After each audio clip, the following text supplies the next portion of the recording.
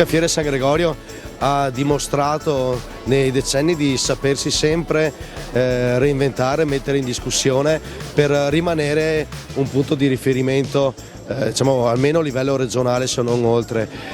Siamo passati nei decenni, nei secoli, da quella che era una fiera del bestiame a una fiera agricola, poi più nello specifico nel settore enologico. Negli ultimi anni ha dato rilevanza in particolare alle piccole produzioni locali, al coltello e all'arte dei coltellai in Villa dei Cedri, e un continuo crescere. In questi...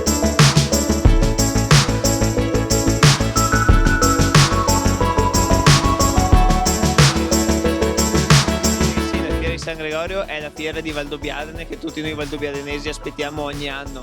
Valdobbiadene è veramente una realtà anche a livello turistico.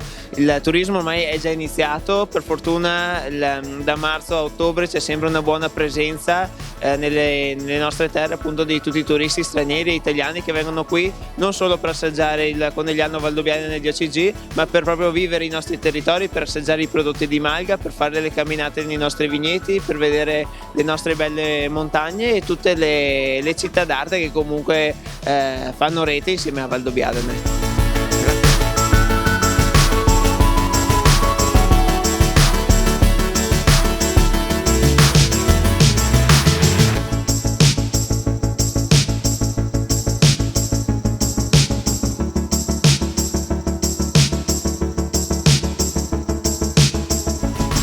La volontà di dare un segnale e anche un ringraziamento da parte del governatore del Veneto, quindi da parte di tutti i veneti, a questi veneti che lavorano, che si spaccano la schiena per coltivare le nostre colline che sono impervie, e quindi è giusto parlare di agricoltura eroica.